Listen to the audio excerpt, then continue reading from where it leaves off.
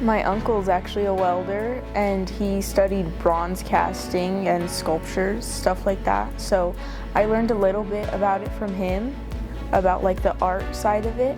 But when I came here, I learned about like the welding industry, and you can make a lot of good money as a pipeline welder, traveling welder, structural welder. Like, it's a really good industry, and there's not many females in the field.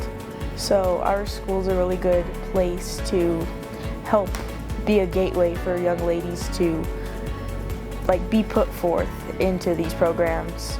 I try to instill a lot of confidence and encouragement into them, and if I can get that into them, then I can build on that, and I can build off of 1 weld, 2 welds, 3 welds.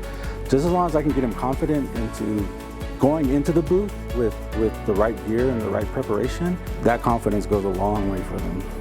I got into this class, I think freshman year. I welded a little bit in another class, and it like interested me more than any other classes like construction, auto body. Freshman year, I started hanging around the welding class and the welding teacher just for fun and for friends. I started to like just being around it a lot, and the teacher was really nice, and he taught me a lot about it. Even when I didn't pick up a rod, I knew a lot about the industry, and he taught me a lot. The first time I tried welding was in freshman year, and I wasn't actually in the welding program. I just got the opportunity during some free time, and the teacher he helped me right away get into it, explained the basics, and he just let me at it to try. So it was a little hard at first, but I got used to it, and then I eventually took it sophomore year, and I'm in it this year, junior year. I've learned a lot about different types and the industry.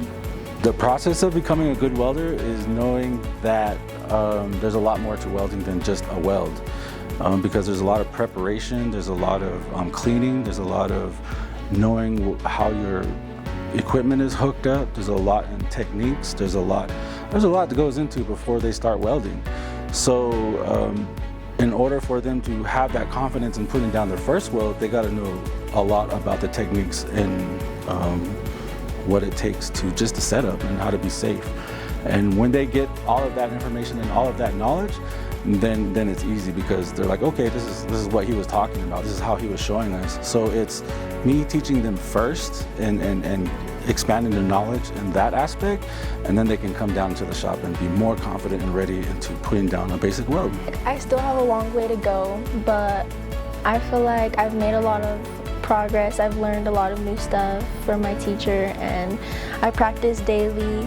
I've learned how to like just put down welds for now. I'm just learning how to just like get consistent, get like the muscle memory down. It keeps my mind off of things, so I do just like to be in the booth.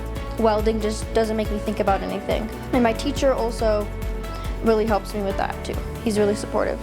I feel like with more females in this trade, it would be like helpful. There would be new perspectives, ideas, solutions. Since I am a woman in the trade industry, it's really nice because a lot of the women don't know how to do men-dependent jobs. So it's really interesting hearing people say like, oh wow, you can weld, you know? It's really nice because a lot of people they don't know how. So it's really nice knowing that. I have thought about welding. It is definitely like a plan for me. It's definitely like a direction of my life I could go. And like, I know it's there for me. And especially with the lack of women in the industry, a lot of companies would like love to have a diverse team working for them.